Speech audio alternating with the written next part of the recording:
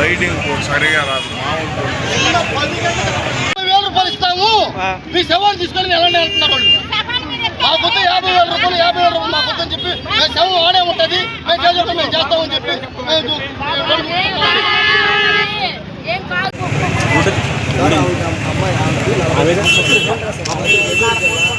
కోట మండలం ఊరల్ గ్రామం ఎస్టీ ఎరుకుల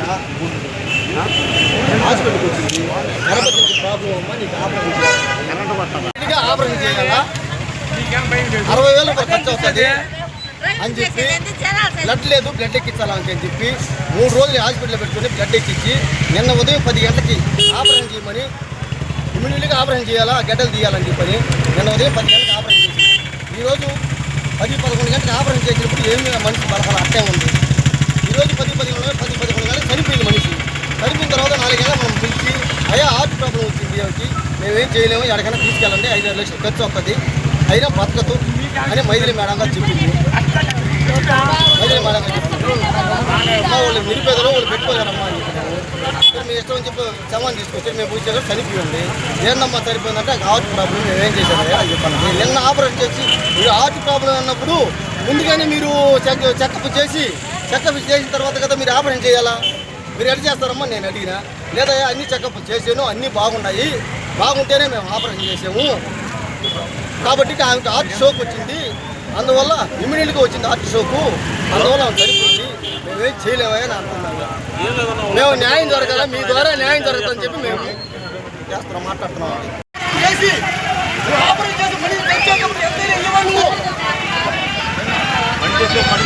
బాగుందని చెప్పి నడిపించి హాస్పిటల్ తీసుకొచ్చి మనిషి చంపేసి ఈరోజు నువ్వు 50,000 ఇస్తావు, 50,000 60,000 ఇచ్చి పంపించేది మేము ఉన్నవేనా?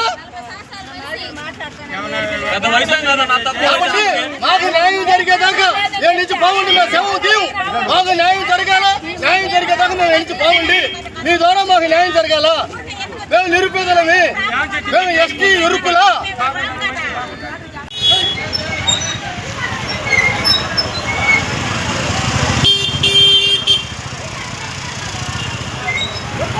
40,000 రూపాయలు మందులు కావుతాయి, మొత్తం 1,00,000 రూపాయలు అవుతుంది చూసుకోండి అన్నది.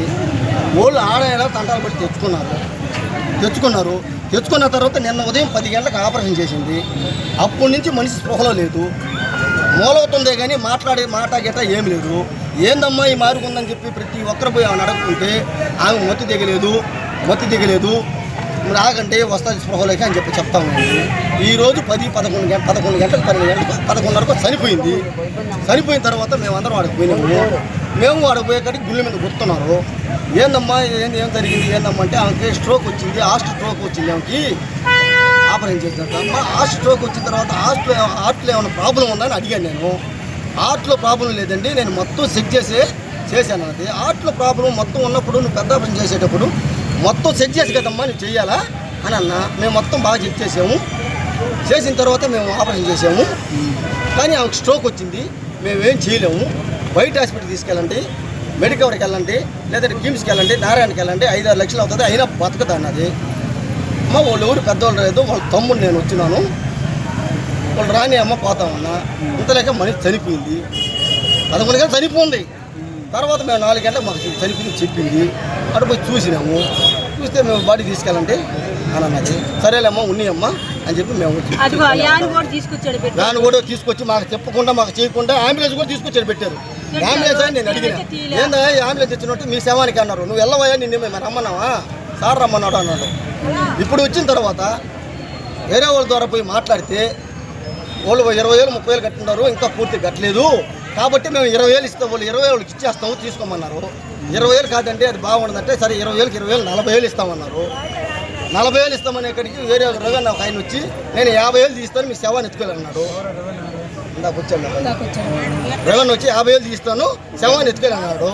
50,000 మాకు అవసరం లేదు, మాకు 15 లక్షల రూపాయలు ఇస్తే మేము పోతాం నుంచి ఆ శవాన్ని ఎత్తుకొని. లేదు కాదనుకుంటే మాస్టర్కి మేము చేసే పని మేము ధర్నా మేము చేసుకుంటామే అన్న. మీకు డబ్బులు గిబ్బులు ఏమి మీరు, మీకు ఇన్సూరెన్స్ రాకుండా పోతుంది, మీరు నా మాటిని 40,000 కదా ఆయన బతి పడతాను, నేను పోయి 50,000 తీస్తాను, 50,000 తీసుకుని మీరు వెళ్ళిపోండి, ఇన్సూరెన్స్ ఏదన్నా క్లైమాక్స్ వచ్చినప్పుడు ఆ డబ్బులు కూడా మీకు వస్తాయి అని అన్నారు. సరే ఇన్సూరెన్స్ వచ్చే పని అయితే మాకు బాండ్ రాసిమని చెప్పు, అట్లా 2 లక్షలు ఇస్తాం 3 లక్షలు ఇస్తారో రాసిమని చెప్పు బాండ్ మాకు. రాసిన తర్వాత 50,000 తీసుకుపోతామని చెప్పి మేము అన్నాము.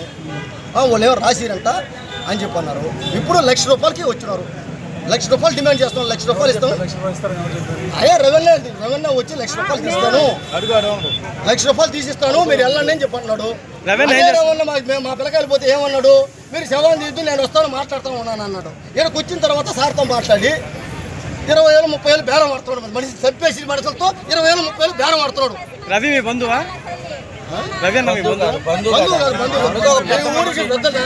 మంచి కష్టం నష్టం వస్తే వస్తాడు అన్న.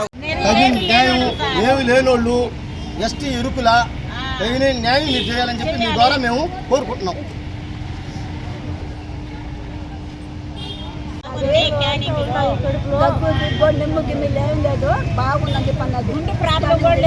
నేను అడిగినా సార్, నేను అడిగిన అమ్మ ఈ హార్ట్ ప్రాబ్లం అయితే ముందుగానే మీరు చూసుకొని మీరు చెకప్లు చేసి కదా మీరు చేయాలంటే, అయ్యా అన్ని చెకప్లు చేసాము మేము, అన్ని చెకప్లు చేసి బాగున్న తర్వాత మేము ఆపరేషన్ ట్రీట్మెంట్ చేసాము అని చెప్పి నిన్న 10 గంటలకి ఆపరేషన్ చేసి ఈరోజు 11 గంటలకు ఆమె చంపేసింది.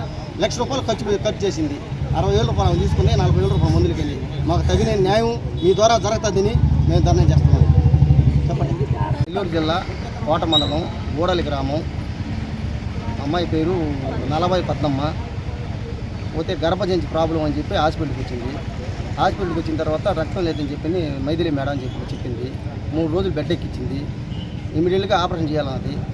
నిన్న 10 గంటలకు ఆపరేషన్ చేసింది. 10 గంటలకు ఆపరేషన్ చేసి తర్వాత ₹60,000 డబ్బులు తీసుకుంది. ₹60,000 అవుతుందని చెప్పి 60,000 డబ్బులు తీసుకుని ₹40,000 మందులు ఖర్చులు అయినాయి. నిన్న 10 గంటలకు ఆపరేషన్ చేసి ఈరోజు 11 గంటలకు చనిపోయింది. మేము అడిగితే హార్ట్ ప్రాబ్లం ఆమెకి ఇమీడియట్గా వచ్చేసింది, అందువల్ల చనిపోయింది ఆమె అని చెప్పి అంటుంది. ఆ సమాధానం చెప్తుందండి. మాకు న్యాయం జరగాల, మాకు న్యాయం జరిగేది చూడండి.